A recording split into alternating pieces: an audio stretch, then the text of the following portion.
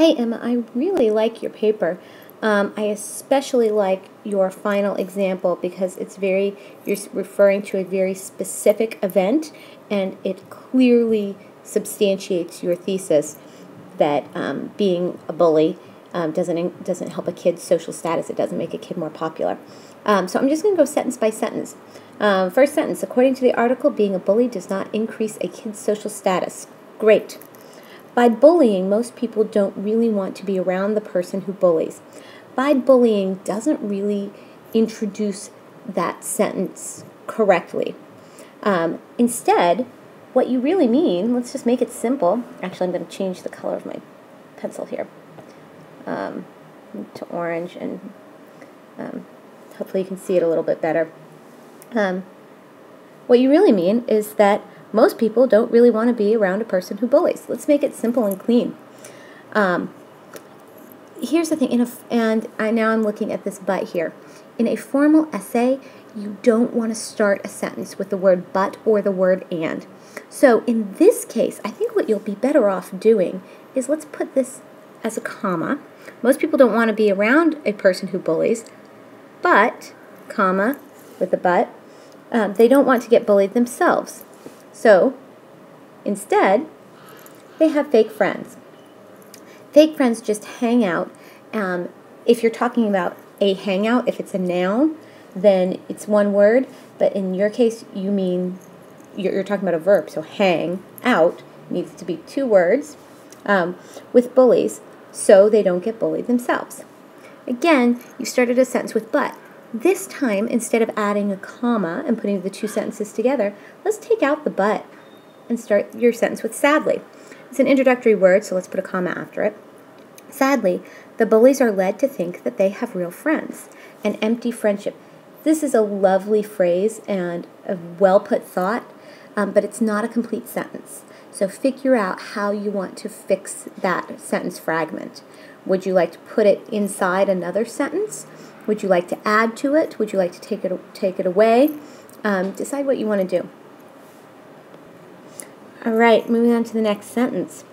Another thing is that all the time bullies are switching roles with the victim. This is a personal pet peeve of mine. I don't like the word thing because it's not very specific. So either tell me what that thing is or come up with another phrase. You could do another transition word like furthermore or in addition. Or something like that. Also, I think you're going to be better off if you take this all the time phrase and you put it at the end. So, furthermore, bullies are switching roles with victims all the time. So make sure my arrow is really pointing where I want it to go.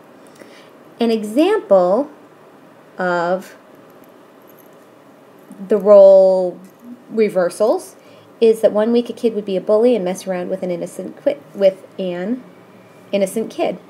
Then the next week, the victim would become the bully. It's like the endless circle of life. Again, really nicely put, but what I'd like you to do is I'd like you to actually get rid of this example that's well written and interesting, and I would like you to refer directly to the article, just because that's the skill I'd like you to work on in this case.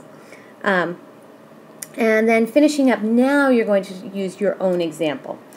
Finally, my last example is never say my in a paper if you don't have to.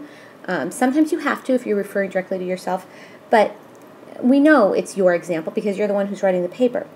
So finally, I knew, K-N-E-W, right? If you know something, you know it, right? I knew this person that was bullied, and the tormentor, great synonym, just got gossiped about, and even her friends thought she was a jerk. This is why bullies' social status, because the social status belongs to the bully. So let's say this is why a bully, and the social status belongs to the bully, so we need the apostrophe S, a bully's social status does not increase when he or she is mean. And the only reason I did this is we're talking about one bully, so instead of saying they, we have to say he or she. That's just one of those kind of crazy English rules. all in all, great job. Mainly grammatical errors. Content is quite good, Emma.